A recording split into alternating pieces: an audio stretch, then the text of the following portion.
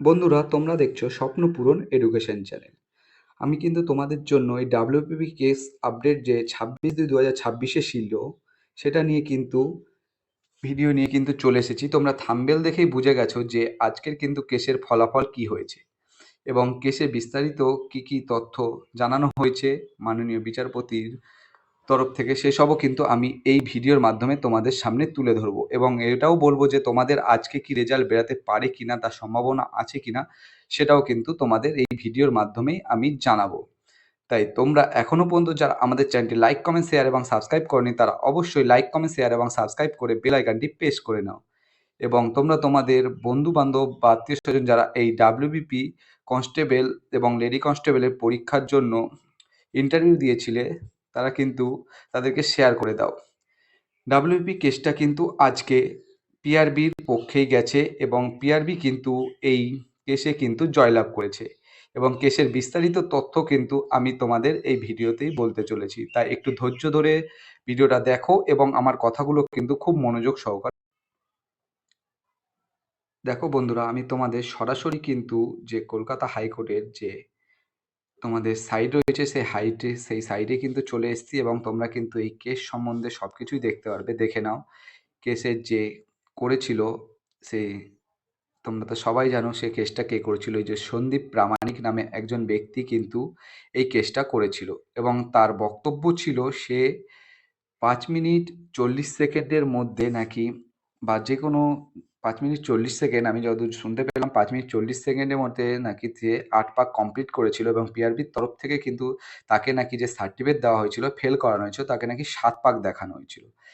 তাই এই কেসের সম্বন্ধে কিন্তু এতদিন ধরে তোমাদের কিন্তু রায় হচ্ছিল না। এর ডেটের পর ডেট পড়ে যাচ্ছিল।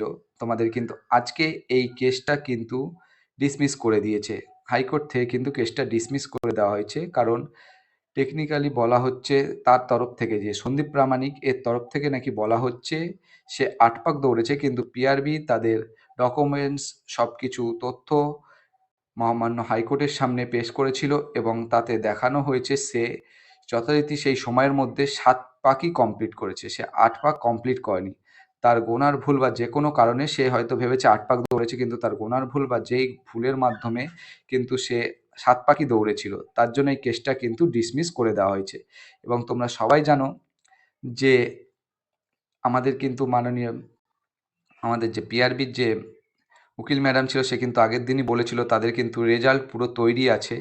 তাই তোমাদের কিন্তু আজকের মধ্যে কিন্তু রেজাল্ট প্রকাশ হয়ে যেতে পারে, কারণ রেজাল্ট যেহেতু প্রকাশে আর কোনো বাধা থাকলো না, তাইলে কিন্তু রেজাল্ট আজকের মধ্যে কিন্তু প্রকাশ হয়ে যেতে পারে। কোনো কারণে যদি আজকে রেজাল্টটি প্রকাশ না হয়, তাইলে কিন্তু আগামী কালকে তোমাদের রেজাল্ট প্রকাশ হবেই হবে। তোমরা কিন্তু অ্যাডমিট কার্ডটি ভালো মতন হাতের সামনেই রেখে দিও। তোমাদের খুব শীঘ্রই কিন্তু রেজাল্ট প্রকাশিত হতে চলেছে, তোমাদের কিন্তু রেজাল্ট প্রকাশ হয়ে যাবে। এবং তোমাদের আরেকটি কেস সম্বন্ধে যেটা তোমরা শুনতে পাচ্ছিলে, সেটা কিন্তু সিভিক পুলিশ এবং হোমগার্ড, আমার কাছে যতদূর খবর আছে সিভিক পুলিশ এবং হোমগার্ড তাদের তরফ থেকে কেস করা হয়েছিল, কিন্তু তারা কি যুক্তিযুক্ত সঙ্গততে কেস করেছে সেটা কিন্তু আমার জানা নেই। তাই তোমরা ওইসব কথায় কান দিও না, তোমাদের রেজাল্ট কিন্তু আজকে নালে কালকের মধ্যে প্রকাশ হবেই।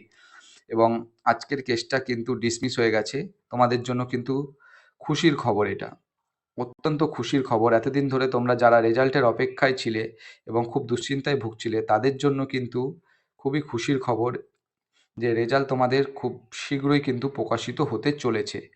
রেজাল্ট তোমাদের আজকে বা কালকের মধ্যে প্রকাশ হবে যত সম্ভব। আমার মন বা আমার কাছে যতদূর খবর আছে, রেজাল্ট কিন্তু আজকেই প্রকাশ হতে পারে। আজকে বিকালের দিকে কিন্তু সবাই ওয়েবসাইটের দিকে মনোযোগ দিও, তোমাদের রেজাল্ট আজকে প্রকাশ হয়ে যেতেই পারে। এই যে দেখতে পাচ্ছ, এই 26/2/2026 কেসটা কিন্তু ছিল।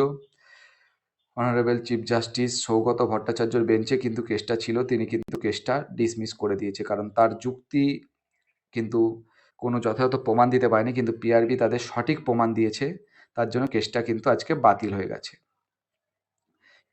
এবং তোমরা কিন্তু এই জয় কিন্তু পিআরবির জয়, এবং তোমাদেরও রেজাল্ট বেরোনোর পক্ষে আর কোনো বাধা থাকলো না। সবাই কিন্তু রেজাল্ট তোমাদের খুব শীঘ্রই হয়ে যাবে। এবং এই কেসটা কিন্তু করা হয়েছিল 3/2/2026 ফার্স্ট হিয়ারিং ছিল কিন্তু 3/2/2026 থেকে তুমি দেখো আজ 26/2/2026-এ এসে কিন্তু এর ফল প্রকাশ হলো। সবাই কিন্তু ভালো থেকো, সুস্থ থেকো। তোমাদের রেজাল্ট খুব শীঘ্রই আসতে চলেছে। তোমরা কেউ মন খারাপ করে থেকো না। তোমরা কিন্তু স্বাভাবিক হও, তোমাদের রেজাল্ট আসবে এবং যারা সফলতা পাবে না তারা কিন্তু একদম ভেঙে পড়বে না। তোমাদের কিন্তু সামনে কলকাতা পুলিশ আছে এবং আগামীকালকে তোমাদের যে মহা আন্দোলন বা তোমাদের যা মহা সমাবেশ রয়েছে সেটায় কিন্তু সবাই যাও এবং সেটিকে সুষ্ঠুভাবে তোমরা যোগদান করো যাতে আপকামিং ভ্যাকেন্সি আসে এবং তোমাদের ভোটের আগেই আপকামিং ভ্যাকেন্সিটা আসে। তাইলে কিন্তু তোমরা পড়াশোনায় মনোযোগ দিতে পারবে এবং ভোটের আগে যদি ভ্যাকেন্সি না আসে তাহলে কিন্তু অনেকটাই লেট হয়ে যাবে। তাই তোমরা কিন্তু আগামীকালকে শিয়ালদা থেকে 10:30টার মধ্যে কিন্তু যে আন্দোলনের ডাক দেওয়া হয়েছে যৌথ মঞ্চের তরফ থেকে, সেটাই কিন্তু সবাই যাও এবং যোগদান করো এবং আমার মতে আজকে কিন্তু তোমাদের রেজাল্ট প্রকাশ হয়ে যেতে পারে। আজকে না হলে কোনো কারণে কালকে রেজাল্ট প্রকাশ হবে। সবাই ভালো থেকো, সুস্থ থেকো।